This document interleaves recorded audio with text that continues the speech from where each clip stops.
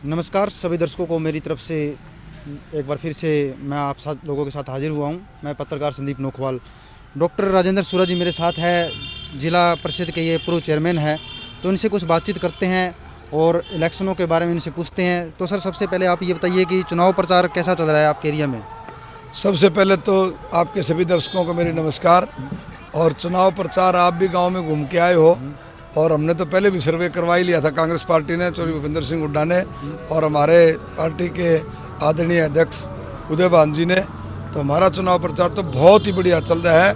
हमने चलाने की जरूरत इसलिए नहीं पड़ रही ज़्यादा चुनाव प्रचार, क्योंकि आदमपुर की जनता जो है खुद ही चुनाव लड़ रही है, और लोगों के तो पार्टी चुनाव लड़ रही है। हमारे यहाँ हमारा चुनाव, जयप्रकाश जी का चुनाव, कांग्रेस का चुनाव, आदमपुर की जनता लड़ रही है। बहुत बढ़िया तरीके से चल रहा है हमारा। तो जैसे कि आदमपुर की जनता से हमारा ग्राउंड रिपोर्ट हुआ था, आदमपुर की जनता कहती है कि चौधरी भजनलाल जी के नाम पर ही वोट करेंगे। वो कुलदीप जी को भी थोड़ी अहमियत नहीं दे रहे, लेकिन चौधरी भजनलाल जी को ज़्यादा अहमियत दे रहे हैं, क्योंकि वो उनके वंशज है कुलदीप बिश्नोई जी। तो इसके बारे में क्या कहेंगे? हमारे तो कहना ये है कि आदमपुर के लोग चौधरी भजनलाल को वोट देते थे इसलिए क्योंकि वो कांग्रेस के मुख्यमंत्री रहे, कांग्रेस पार्टी के 12.5 साल तक वो मुख्यमंत्री रहे, कांग्रेस पार्टी में रहे। कुलदीप जी को भी इसीलिए वोट मिलता था कि ये इलाका कांग्रेस पार्टी का गढ़ है, और कांग्रेस पार्टी जो चुनाव लड़ते आए हैं। और ये अपने पिता की, चौधरी भजनलाल की वैसाखियों के सहारे, अपने दादा की वैसाखियों के सहारे भव्य बिश्नोई चुनाव लड़ रहा है। हमारी कांग्रेस पार्टी वाला नेता तो शेर है भाई। हाँ, उसने तो सारा अपनी मेहनत से, और 25-30 साल हो गए राजनीति करते हुए, साधारण किसान के परिवार से संबंध रखते हैं, और अपनी मेहनत के सहारे लोगों के बीच में अपनी पैंठ बनाई है। और हमारी पार्टी के जो नेता हैं उदय भान जी हैं और चौधरी भूपेंद्र सिंह हुड्डा, भाई दीपेंद्र सिंह हुड्डा, पिछले 10 साल का जो शासनकाल रहा उसको लोग याद करते हैं, और चौधरी भूपेंद्र सिंह हुड्डा की नीतियों में विश्वास रखते हुए ये इलाका एक बार फिर ये साबित करेगा, आदमपुर का इलाका, कि ये कांग्रेस का समर्थन के यहाँ करते हैं आई बार, और कांग्रेस का उम्मीदवार यहाँ से जीतता आया है। इस बार भी यहाँ से कांग्रेस का उम्मीदवार जयप्रकाश जी ही विधानसभा में पहुँचेंगे। तो एक और बात निकल कर सामने आई है कि कांग्रेस पार्टी के कुछ नेता, जैसे कि किरण चौधरी जी है, जयप्रकाश जी को टिकट मिलने पर रोष प्रकट कर रहे हैं कि जैसे भूपेंद्र सिंह हुड्डा कहते हैं कांग्रेस वैसे ही करती है। तो वो काफ़ी नाराज़ भी है जयप्रकाश जी को टिकट मिलने से। और दूड़ाराम जी के बारे में तो आपने सुना ही होगा, तो क्या कहेंगे इनके बारे में? हमारे तो यहाँ ऐसा कोई नेता नाराज़ नहीं है भाई, ना कोई दूसरे जो आप बता रहे हैं उन्होंने ये कह दिया, उन्होंने ये कह दिया, हमारे कोई नेता नाराज़ नहीं है। नहीं, उन्होंने कहा जब टिकट के बारे में जब चर्चा हो रही थी नाम की, तो हमसे पूछा नहीं गया, हमसे कोई चर्चा नहीं हुई इसके बारे में। पता नहीं, मुझे तो ऐसी कोई बात नोटिस में नहीं आई। और टिकट की चर्चा तो जो पार्लियामेंट्री बोर्ड के मेंबर हैं उन्हीं से होती है, सबसे तो कोई चर्चा की बात नहीं है इसमें।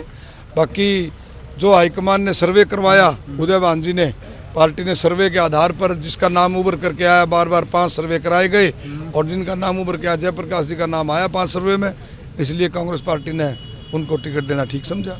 तो जैसे कि जनता की मानती है कि जयप्रकाश जी बाहरी कैंडिडेट है, वो 2009 के चुनाव में यहाँ से इन्होंने चुनाव लड़ा था, और उसके बाद में हल्के के अंदर वो लोगों से मिलने भी नहीं आए, कुछ भी नहीं किया उन्होंने। इसके बारे में क्या कहेंगे? ये आरोप लगा रहे होंगे, कुलदीप जी लगा रहे होंगे ये आरोप। जयपुर उनको कुलदीप जी से पूछ के आना पड़ता है क्या आदमपुर में? अरे ये जनता बता रही है। अगर वो तेरा जैसे आरोप लगा रहे हो जयप्रकाश जी नहीं आए होते, तो आदमपुर की जनता यूँ क्यों कहती है कि वह जयप्रकाश जी को लाओ वही जीतेंगे, जयप्रकाश जी को लाओ वही जीतेंगे? आपके मेरे ख्याल ज़्यादा नहीं तो 20 चैनल है जिन्होंने ये बात दिखाई है। तो पब्लिक क्यों कहती? ये तो कुलदीप जी के ऊपर लागू होती है, आया तो खुद नहीं, और बतावा दोस्त बतावा जेपी साहब में। तो कुलदीप जी ने अमेरिका का और कनाडा का इबका आदमपुर वाला हिसाब मांगेंगे कि वोट लेके इतने साल से चौधरी भजनलाल के नाम पर जीतते आए हो, अब समय गया। कुलदीप बिश्नोई और भाजपा ये दोनों ने हमेशा जात पात की राजनीति करी है। इस बार आदमपुर की जनता और पूरे प्रदेश की जनता इनकी बात को समझ गई कि भाई ये तो जात पात में बांट के हमने आपस में लड़ा के और सत्ता पे काबिज हो जाते हैं, इबका इनका इलाज करेगी। आप ये बताओ क्या कह के कुलदीप जी वोट मांगेंगे? 1.5 साल चुनाव कर रहे, क्यों गए वे बीजेपी में? ये तो एक वो बनिया वाली कहावत कर दी कुलदीप जी ने। तो राजस्थान तक एक ऊँट का बच्चा हमें थे, और एक बढ़िया का बच्चा वहाँ खड़े थे। अब सेठ जी ने भी नहीं बेरा था यो केस है ना, बच्चन तो बेरा ही नहीं था। वो बच्चा बोला पापा जी के का गल के, वो बोला भाई तेरी क्या आँख लग रही है, तू साइड में हो ले, ईशा गल इसे हो आकरा से।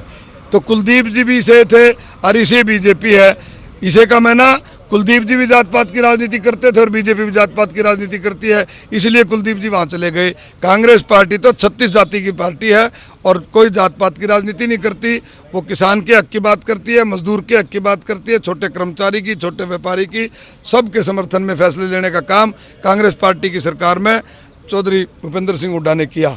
और पहले भी कांग्रेस की जो सरकार रही है उसमें भी आम गरीब आदमी का, सभी का समर्थन में जो है, उनके सहयोग के लिए, उनको ऊपर उठाने के लिए और गरीब आदमी का चूल्हा चौका किस तरीके से चले, उन्होंने हमेशा कांग्रेस पार्टी ने काम किया। बीजेपी में क्या हालत है आप देख ही रहे हो, बेरोजगारी 36%, पूरे देश में सबसे ज़्यादा रिकॉर्ड हरियाणा का है और खट्टर साहब ने बेरा को नहीं।